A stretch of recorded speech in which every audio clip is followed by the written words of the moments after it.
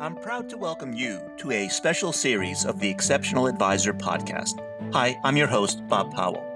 Over the next several weeks, this special series will highlight exceptional advisors in these extraordinary times. We hope this series helps you to better serve your clients, differentiate yourself from the competition, and enhance your ability to communicate those differences in light of the unique challenges and emerging norms of the current times. My guest today is Desiree Maldonado, a financial consultant at Popular Securities. Desiree is the first CPWA certificate in Puerto Rico and one of the few Puerto Rican advisors to hold the CIMA, CPWA, and CFP certifications. So welcome to the podcast, Desiree. Thank you so much for having me. It's a pleasure. So before we get started, for the benefit of our listeners who may not be familiar with you and your practice, do you mind giving us a brief overview? Okay, sure. I'm a financial advisor. I work and actually also live in Puerto Rico. This is where I've, always worked at. I currently manage a book of clients, and we're in the midst of the coronavirus and how to, serve them, make sure they're okay, and all figuring out this like new normal that we're going through. So here we are in the middle of the new normal. You have a CIMA, a CPWA, a CFP designation. To what degree has your investment in those advanced education certifications helped you during these times? I'm pro education. I believe education is the most important thing that we can do for ourselves, or give someone else, if children or whatever. But in times like this specifically, I just think it gives you a bit more confidence to talk about what we need to talk to. In terms of certifications such as the CPWA or maybe even the CFP, it does help to have that financial planning background. It helps to be able to ground clients, not just say that this is long-term investments, but just be able to talk to them about what long-term really does mean. Is it retirement? Is it college planning? Is it, a second home? It just helps to have that planning language, and not just during this past couple of weeks, but to have had it implemented throughout the practice. It also helps you use tools that are out there. In our firm specifically, we use eMoney, and that's just like a financial planning platform.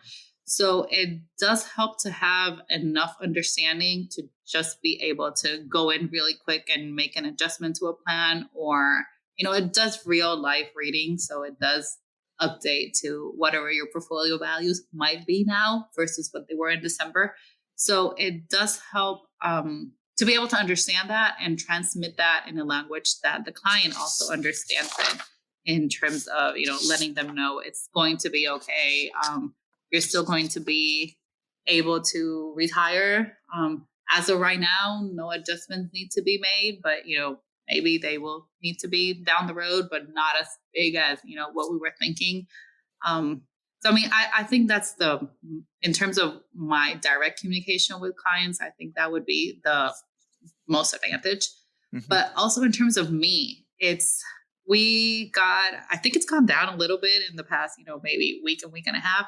But we initially got bombarded by all these offers of webcast calls and conference calls, and to keep us informed. They were all about what is going on in the market. Is this the bottom? Is it going down? Like the roller coaster that we're living in.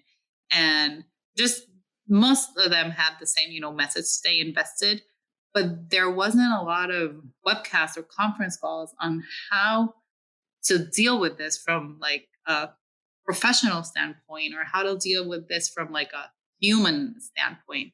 So having access to those other tools through the associations that run these certifications, that has been what I have valued the most. Like just going in and seeing that they have had webcasts out on, behavioral finance, or, toolkits available for us to be able to better prepare for the conversations. That has been a huge help. It's not just, talking about the technical thing and the numbers or the percentage that it's going down.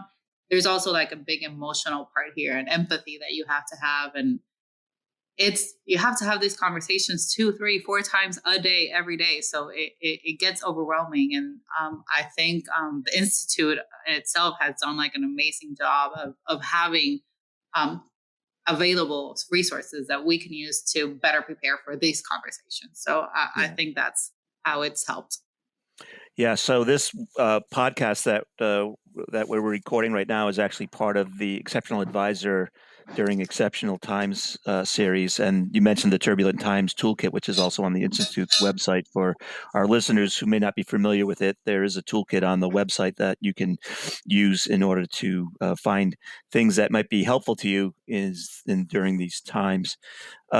Speaking of preparing for these times, do you have a sense of how well your practice was prepared for the current state of affairs? What have you adjusted? What's stayed the same? What's changed as you work from home? I take it, right? Yes, we have been working from home. It's been a month now, actually. Yesterday we celebrated the first 30 days. We've been home since March 15th. Honestly, no, we weren't ready. And I'm an employee of a firm. I'm a financial consultant, but I'm an employee of a bank broker dealer here in Puerto Rico. So I'm not speaking for the firm itself or what they had to do in order to get, our operations department to work from home and, compliance and all those other areas that are essential to keep this business running. I'm just talking about, my practice. I work in a team. So, my partner and I and our assistant, we were not ready at all. We went in on a Friday. Originally, there was going to be like social distancing guidelines in which half of us came in one day and the other half the other day. That was great, because there are two of us. We figured out who's coming when. And Sunday night, we get a call and there's like, no one's coming back to the office. And we're like, oh my God, we were totally not prepared for this. To the point that we did not even really know how to access our information, like our clients' information from home. Like, what did we need? What browsers we needed?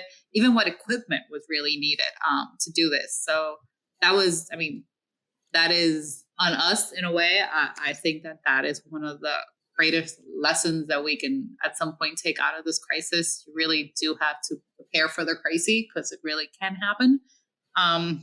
But we were really those first couple of days we were scrambling, and I said we were home from March 15th. So obviously that first week working from home was the worst market returns in history. So we were dealing with the clients and ourselves, and it was a frantic week. It's been a month now, so obviously you get used to things, you get in the swing of things. We have figured out how to better communicate with each other, how to actually have conference calls with clients. There's some clients that we can talk to individually, but there's some that it gives the client the sense of stability too. If we meet with him as a team to be able to discuss things with him over the phone as a team.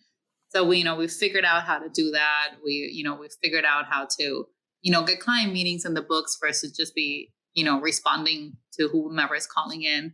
As time has gone by, we have, gotten more used to it and in control of it. Working from home, if you've never done it, has its challenges. I think the whole country is learning that by this point. It sounds cool to work from home. It sounds like you avoid the stress of traffic and, commuting and, I don't know, putting on professional clothes, I guess, every day. But it has its challenges, and you do need to stick to a schedule somehow. And it was overwhelming in the beginning, just, getting all that down and learning to cook. Well, I know how to cook, but just incorporating cooking all the time into the fact that you have to work, cleaning. I don't have any little children, but obviously people that do also have to get the homeschooling and the classes going, and just fitting all that into a very, very different day than what we're used to every day was a challenge. And in some ways it still is, but it's getting to feel a bit more normal now. Right. Well, I have to imagine that no matter whether you have a disaster plan in place or not, it strikes me that very few companies, entities, businesses had a disaster plan that contemplated this. This is sort of right the black swan of events, and it's hard to put in place a disaster plan that accommodates this. I'm sure. I'm sure it is, and I'm sure if I ask my, I guess my sales manager, who's been amazing, he does. In the beginning, it was a little weird, but now I really think he calls every. I work in a firm. There's about 50 financial consultants. He calls every one of us at least twice a week just to make sure we're okay and we're sane. There are things he can't do anything about, like if power is out or the Wi-Fi is not working one day or something like that. But it does help to know that they care and that they at least want to reach out, make sure that that you're okay. And in a way, after a couple of days, you do realize, I mean, there's no way that I could have prepared for this. There's no way that you can prepare for. The house was empty all the time, and now there's 3 of us or 5 of us working full time from home. Like that takes a lot of Wi-Fi power. Not the same that was needed to watch a movie, Friday night. Right. So getting used to all that, but it's worked out. We've increased the Wi-Fi and doing what needs to be done. Right. So with respect to the current environment and its effect on your business, your advisory fees, what kind of effect has it had there? Immediately, not much. I think we're still in the midst of it. But as we talk about projections for the rest of the year, we are expecting to make less than we did the year before. Mm-hmm. We have a combination of fees, which normally helps out because they balance out. We do fee-based business. We do commissions or transactional business, and we do have. On a normal year, it'll be about 10 or 15% of our revenues come in from like insurance or annuities. Mm-hmm. Sorry. But I think that obviously asset under management fees are going to come down as the markets have adjusted.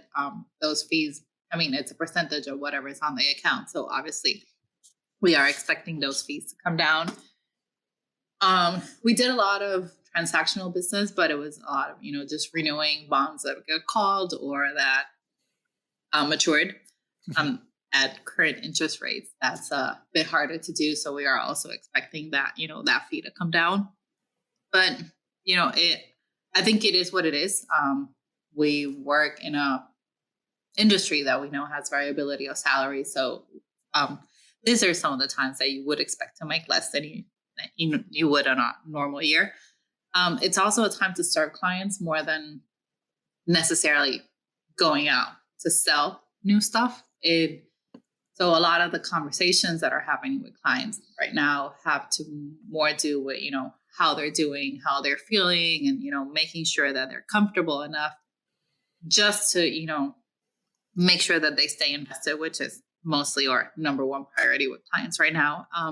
So that's a lot of time spent in just servicing them. And that's kind of tied into our overall conversation. But if it's assets under management, then obviously that's also going to, come down. And this is definitely never the time that you're going to increase the fees because, the assets went down. So right. Overall, we are expecting, some decrease in the income. I think that the most important thing, though, is as time goes by and this becomes a longer reality than just for a couple of weeks, we have also, started having conversations and how do we focus and make sure not just that we survive this, but that we come ahead at the end. And it's,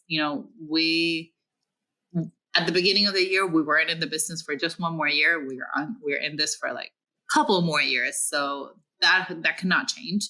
Mm-hmm. It just means that we might need to, focus and come up with new strategies. And some of them, might have more of an immediate result. But some of them are really, we're setting them in for like the 2021s or the 2022s and just, make sure that at some point we do come out ahead of the game and, come out of this as a stronger team and as a team that has been able to provide and will continue to be able to provide clients the service and the degree of care that they need and they deserve.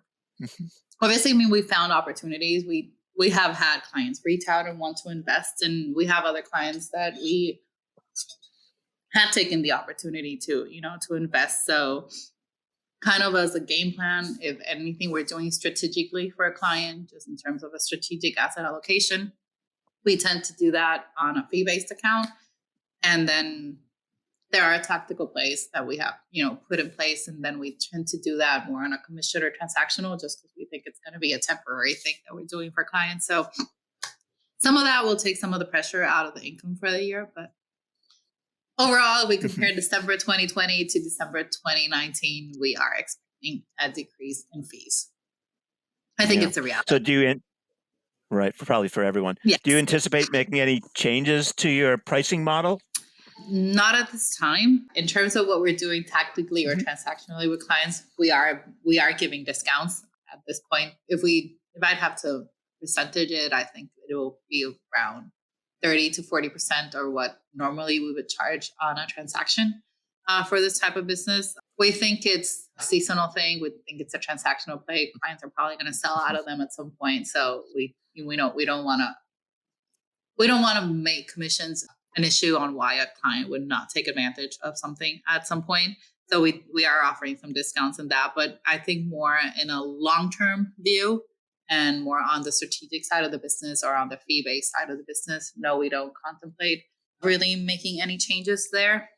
I think overall we have spent some time comparing our fees in terms of our overall asset management to whatever information we can find out about, like normally where clients are, what clients are paying all in for their assets.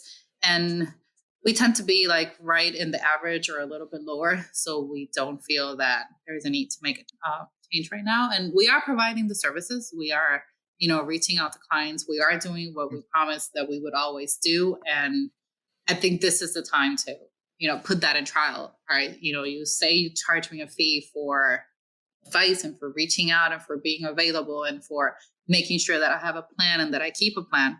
So this is the time to put that to the test. And I do think that we're delivering that. So I don't see a reason for us to change our pricing as of right now. Right. In terms of changes with respect to your business, your practice going forward, do you anticipate making any changes in the wake of this crisis, this pandemic? We will. In general terms, I do think we need some technology updates. We need to make sure that whatever equipment we're using to work outside of the office, complies with everything our firm and or parent company would require in order for us to, access client information. In the beginning, it was kind of a challenge, but once you, calm down and think about it, we do deal with information that's delicate and that's private and that you really don't want out there of your own clients. So it is important that those, securities and those checkpoints are in place. So we need to make sure that whatever we have available to access that information complies with everything necessary for this to be a bit smoother. I also think education, there are a lot of technologies out there, to keep in touch. And we've had to learn Zooms and Microsoft Teams and stuff like that, out of necessity and in urgency. I think it would have been time better spent if we have learned to use them, on a calmer environment. And I think that there's benefits to those platforms beyond the immediate communication that we need to clients. I think that's an easy way to, do a small client event or bring out information to clients. That's, a pretty convenient tool that we could incorporate into our practice. Communication is another one. It's pretty easy to say that you communicate well when you see each other every day. It's been a bit of a challenge when you don't, and it has uncovered some things that we can work better as a team and a bit more efficient in how we get information out to clients. Obviously, this is a very regulated industry, but I'm sure that there are more efficient ways than what we have been using to communicate to clients quickly what we want our message to be. And we do a lot of financial planning for our clients. So at least, that was there. But I do expect that as time goes back to the normal before the new normal, we do expect to be a little bit more committed to reviewing those plans with a bit more urgency or a bit more often that maybe we were before. Not a lot changed in, probably the past couple of years.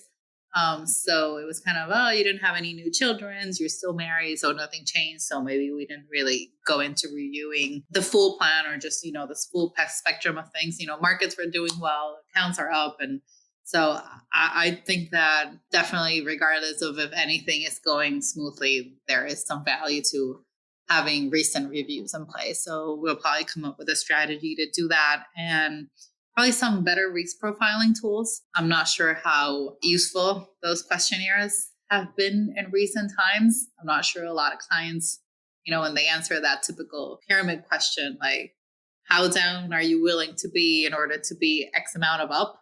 They just, mark the random number. I'm not sure they really grasp it. It was like, say you put in $100, so you'd be willing to go down to 60 to go up to 110. And 110 sounds cool. I don't think they were focusing a lot on the 60. I don't think that anything had happened for them to focus on the 60. Plus, it was like random, you put in $100. Right. I think there's tools out there right now that would do a lot better job of, showing the clients what could really happen in your own portfolio. And I think it would be a value for us to incorporate some of those into our practices. So I think those are some of the changes that we'll probably be making either towards the end of this year or, beginning of next year. All right. So let's turn our attention to your clients. Sure. Let's start with you having just describe a bit about your client base, who they are, what they look like. Okay. So mostly we manage individuals or families. So most of our money would be personal money. We do have some corporations. Out of those corporations, I would say more than half of them are like family LLCs or family trusts and asset protection vehicles that are put in through like the normal financial planning process. And we do have some retirement plans, KEO plans, and some some investments through 401k and stuff like that. But in terms of percentages, I would say probably 75 or 80% of the money that we manage is personal money for our clients. And most of my clients are here in Puerto Rico. We have probably about 5% of our clients live in in another of the 50 states. And we have a family that lives abroad, like in Spain. The rest of our clients would be here locally in Puerto Rico. So how are your clients doing? How are they holding up? They're holding up, some better than others, as we have reached out and talked to most of them by now. I think there are two things that we found has a really, great effect in terms of how they're doing. One of them is what their income situation is. So if you're talking to a couple or even if it's just single, but they're still employed and they're still making an income and that's coming in, they tend to be holding up a little better. And the conversation about how down their portfolio is tends to also run a bit smoother, since they don't feel that they're going to need to go into their savings or go into their, investments in order to, survive the next couple of months. It's a bit different when we talk to clients that are business owners, that their businesses have had to shut down or, they're not operating as they used to. So they're not bringing home in terms of their income what they used to. So then that's another level of stress that has added to the conversation and just to their finances in general. And then, how robust their emergency funds actually were. And, when, if at all, do we think that they will have to go into their investments? And the thing about it is we don't really invest any money unless we do know the client has a good enough emergency fund. But if they have to go into that in the next, 2 or 3 months, then that also means that they're not going to be able to put money into their investments. And so it's a bit of a different conversation, and they're a bit more worried about how down their portfolios are, how long are they going to stay that, down there. And so that adds another level of uncertainty. And then the other one that we have found is clients that are recent investors. So if they started investing in 2019, or even in 2018 when their only, bad experience in the market lasted about 2 weeks, and that was their experience of a market crash. And obviously anybody can survive 2 weeks of markets going down and then coming back up and even upper than they were before. So, even if you had with them the conversation, if we're talking clients, 18 or 19, it's a recent conversation, of you're investing, this is historical, averages, this is standard deviation, this is how much your portfolio can go down. They've never really experienced it. They started investing and they had nothing but, months and months and months of positive returns. So it's hard for them to, see this happening, and the speed at which it happened and the depth of what happened. It's also a bit harder to explain and for them to understand than if we have seasoned investors, investors who, been in the market for a very long time or have gone through similar things like this before. So I think those two factors make a big difference on how well clients are holding off. And this would probably be something, totally regional, but I think everybody would have some regional things to tie in. The Puerto Rico had a really bad municipal bond market situation going on. It wasn't really even fully resolved when, this started. So most investors in Puerto Rico, anytime they get a statement with 20 or 30% hit, they get flashbacks to what happened with them and their municipal bonds, and they've never recovered from that, and it's been years. So it's hard to move away from that and forget that happened when this is something totally different, and it's obviously not going to turn out the same, and it's an efficient market, and there's a lot of differences there, but it is hard to bring them back down to reality when that's the first thing they think about, like, oh my god, we already went through this in like 2009 or 2013 when this happened to my bonds and I still haven't recovered. Like, is this going to happen again? So we get a lot of flashbacks conversations about that. So we also deal with that in normal day-to-day conversations. I take it that you've also had clients who want to put their money to work and invest more in the current market too. Oh yes, we do. We've had some that just reach out and be like, this is an opportunity. I want to buy now that it's cheap. And we've also we have clients that have cash on the sidelines, and obviously, even those started investing in 18 or 19 when we realized the markets were up and we realized that the markets were richly valued, but we believe in being invested. So it was a matter of, let's not go all in now, because we do believe that it's, higher than maybe, valuations should point out, but, so let's just do it slowly, and, we'll come in at different points in time. So those were actually some of the first clients that we reached out to, like, we were waiting for a market correction and happen, let's finish the plan and let's keep putting money in. So we have put money into the markets, and, we've watched it go up and down since then. So, but it's all part of the experience. And the thing I have to say is, regardless of if we've called because we knew that the client wanted to put money in, if we're calling back clients because they called to put money back in, or if we're just calling them to be like, right, I know this is hard, just take a deep breath and it'll be better tomorrow. I have to say, clients really do appreciate you reaching out. Some of them weren't even sure if we were working or not working, or what would happen if they needed something.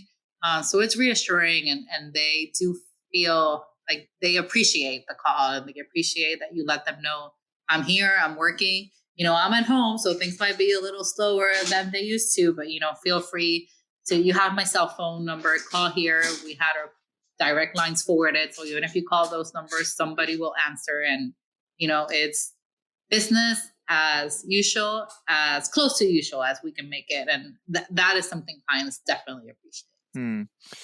So what, if any, adjustments have you made to your clients' investment, financial, retirement plans? The truth is, we tried not to make any.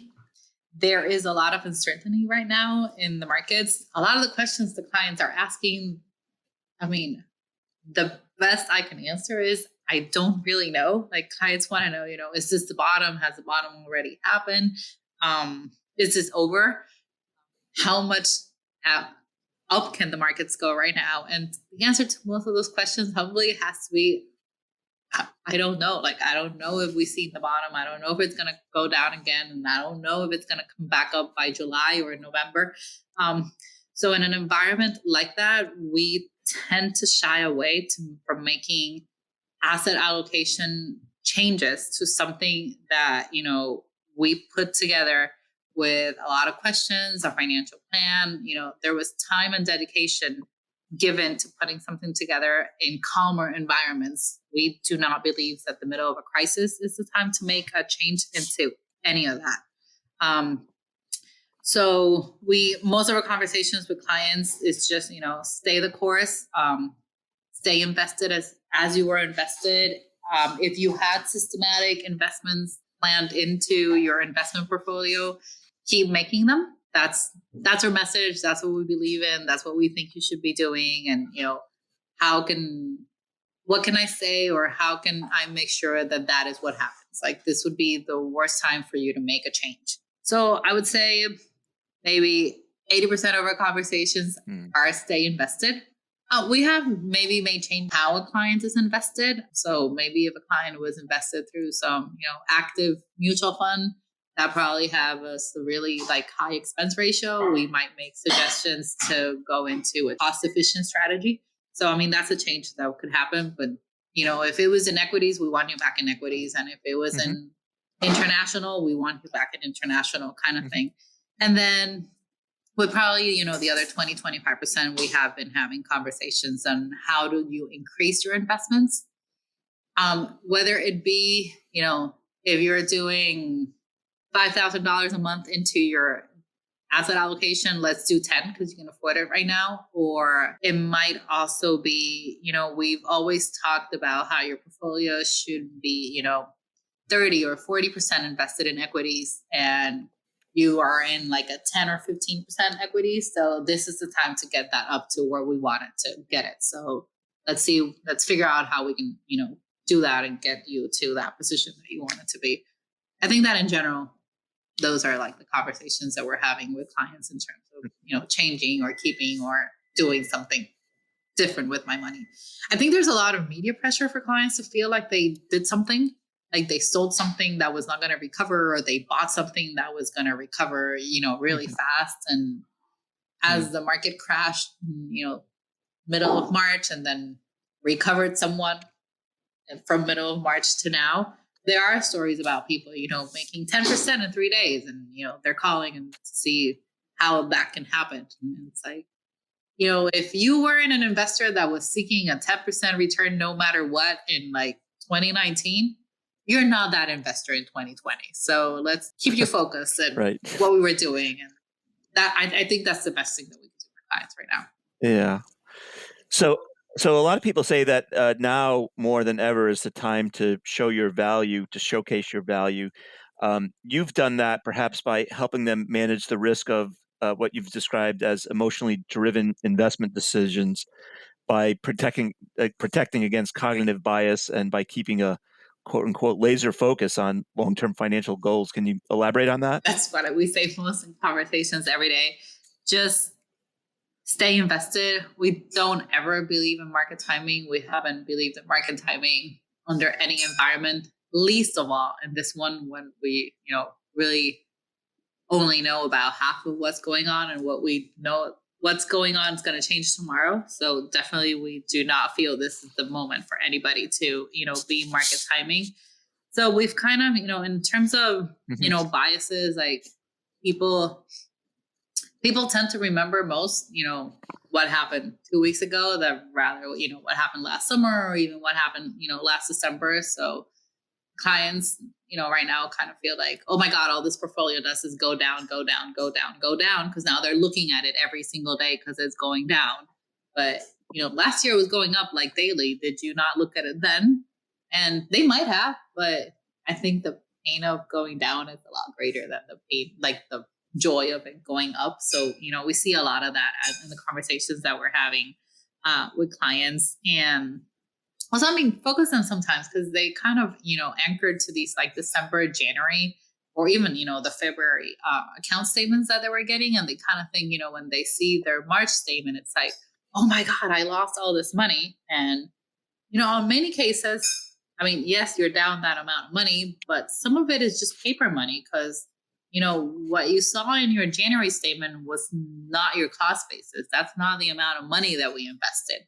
Yes, that's what it had grown to. And, we like that number, but that's not even really, what you put in. And actually, we've had conversations, and when we do look at the holistic portfolio, and when you look at, how long they've been investing, they're even, some marginally up depending on their equity investments, but some are up in general on on what they originally put in and what we have right now. So trying to change the number that the client is anchoring on when they compare it to like that number that they're seeing on the web. So I mean, that's something that we're dealing with. A lot of other clients also, I mean, we had conversation with clients, and last year they thought the market was too expensive. So yes, they were willing to go into equities, and they were just waiting for a market correction. And now you reach out, and it's like, oh my God, like you want me to invest in something that's going down? It's like, but last year you didn't want to invest because it was going up. So now you don't want to invest because it's going down. Like I'm confused, and it's not really that I'm confused. It's normal. Like it's difficult for you to like let go of your hardly saved money into something that is going down, honestly. But also like the news and the media around it is like horrific. So it's a hard decision to make. So, bringing back clients to like what the plan was, what we talked about with them, before, what it was that we were waiting for. And, just, remember what we talked about before, and, let's do what we said we were going to do. And when this happened, and when we were waiting for a correction, we definitely never envisioned one of this size and magnitude, but this is what we were waiting for. So let's, go forward with the plan. And then, even, the clients that you asked me before, like, are they calling in to invest more money? Then those are also like an interesting bunch, because then, I mean, yes, they want to put in money, but then they kind of want to make sure that they make this killing. Like they need to make more money than their neighbor. And, they need to have a better story to tell somebody else about, like this 20, like his neighbor made 10, so they want to make 20. And so just, having that conversation, be like, yeah, he probably made 10% in 1 week, but, if he made 10% in 1 week, did he tell you what he lost the week before? Just, having that kind of conversation with the client, and just making sure that they understand that, what they're seeing in the media or what they're reading on a random email sent to them by some like hedge fund manager or by some whomever wrote the article, is sometimes very far-fetched from the reality. And not only that, like if kind of question, why is he, saying what he's saying? Right. Because even in the worst market day in the recent history, somebody was buying all those stocks. So if they were really bad, I kind of think nobody would have wanted them, and somebody was buying them, because that's the way the market works. If you're selling, someone else is buying. So just, kind of, right. I know you want to be opportunistic, but sometimes if you want to be opportunistic, what you got to decide is just to invest and just let the market ride. Like, no, it's very hard to know if you're buying in the cheapest possible day. Just where is it that you want the opportunity? Let's seek out the most cost efficient, the most diversified way for you to do that. And let's just do it, because, right. That's the plan. Let's keep to the plan. So, I mean, that's what we're hoping to do. It's kind of a hard question to ask, because are we showcasing our value? I think that's something that will honestly only be answered in hindsight. We are trying as much as we can. We are coming up with ways to be more proactive, to reach out more clients, to, be more available. But it's only going to be in hindsight if we're going to feel like we really showcased our value. And more important than anything, is the client going to feel like we added value to their finances and to their life in general during this crisis. So we'll see. Right. So So in terms of best practices, what with respect to client retention during this environment, you, what seems to work? The Zoom calls, the emails, how frequent is the contact?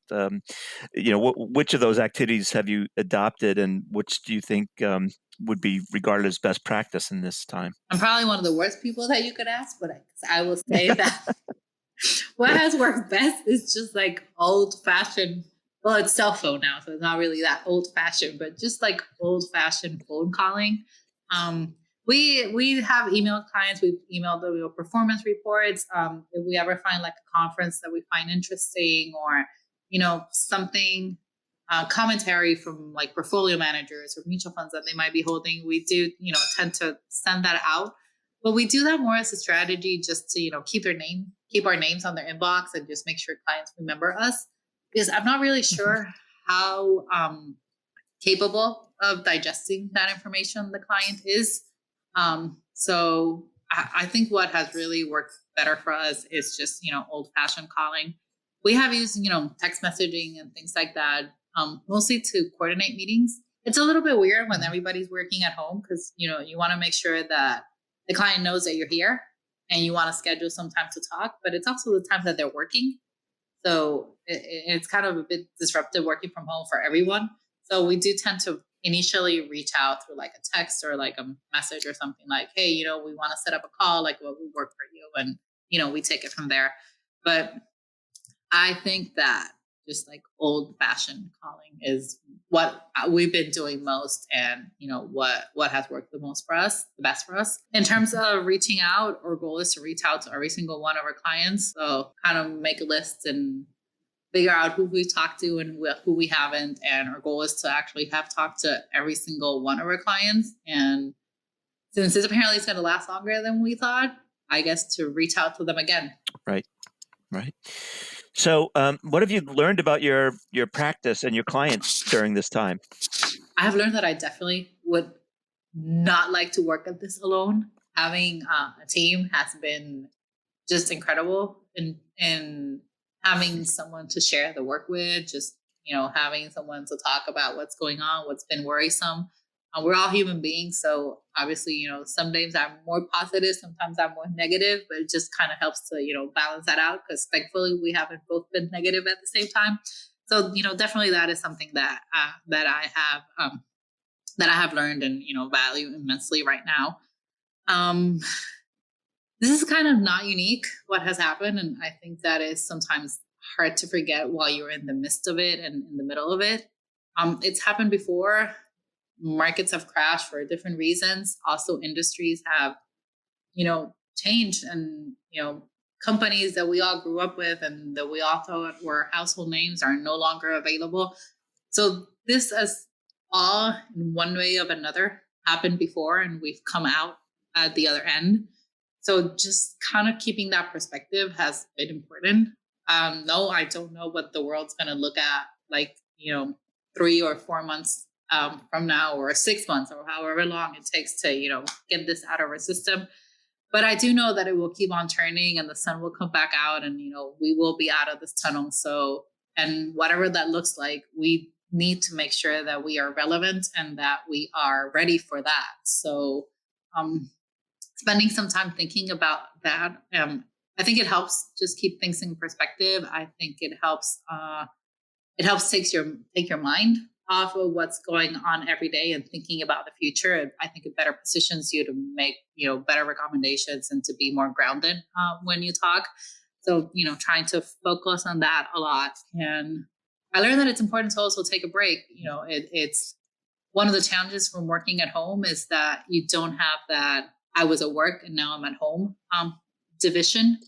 So, and you cannot be working all day. Like you cannot be thinking about the markets all day. So just if it's, reach out to clients and talk about something different, or, do an exercise class or a yoga video, or, go out for a walk if you're, laws permit and stuff like that.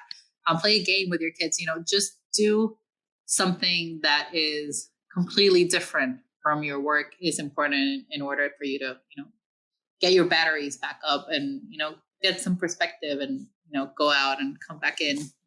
Also, I mean, sometimes it's hard to be empathic with the client, but realize that you're the professional.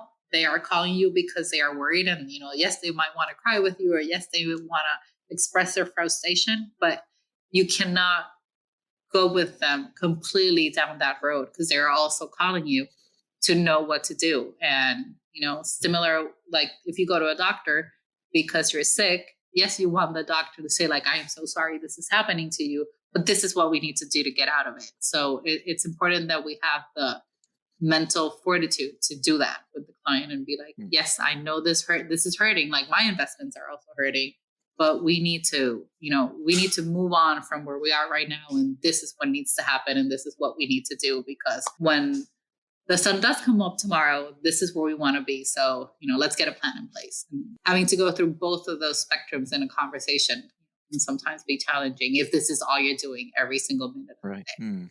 So one last question, and then we could wrap up. But in terms of advice, you've described some advice that you might offer younger advisors who have never lived through this kind of market and who might be grappling with how to deal with their clients. You mentioned a couple already.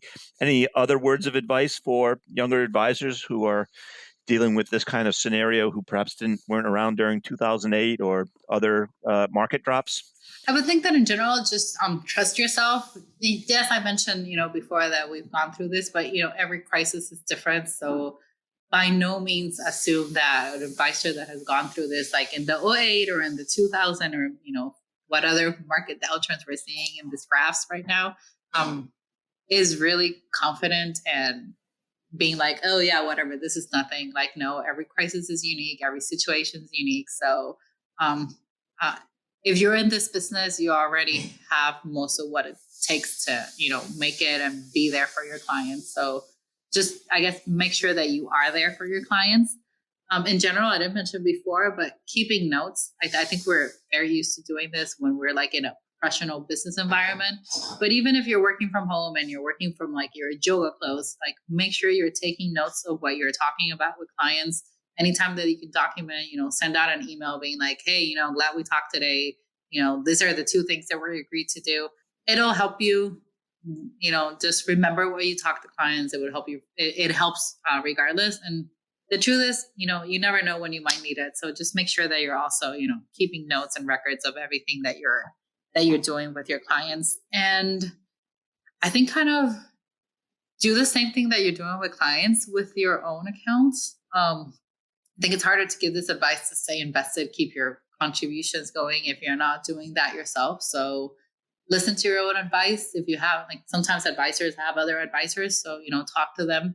Make sure that you're also approaching your own.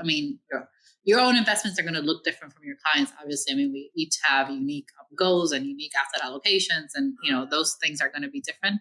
But in general, if you're telling clients, stay invested, keep your contributions to your 401k going, to the degree that it's possible for you to do that. Also, I think it's important that we follow our own advice and we are also doing what we're telling clients to do.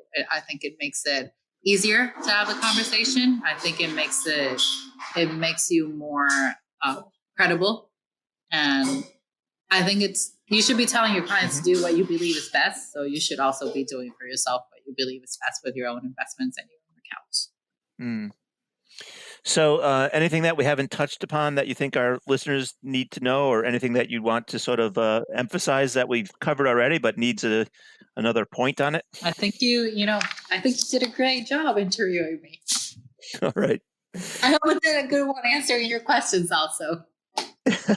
Thank Well, Desiree, I can't thank you enough for being on the podcast. It's really been a pleasure, and I'm sure our listeners will benefit greatly from your comments. Thank you so much for the invitation. Thank you for having me. This has been a very exciting thing to look forward to in all this like work at home, coronavirus, new normal situation. So I really do appreciate the opportunity and you taking the time to interview me. You're most welcome. Thank you for listening to this episode of our special series, Exceptional Advisors in Extraordinary Times. My guest was Desiree Maldonado, a financial consultant with Popular Securities.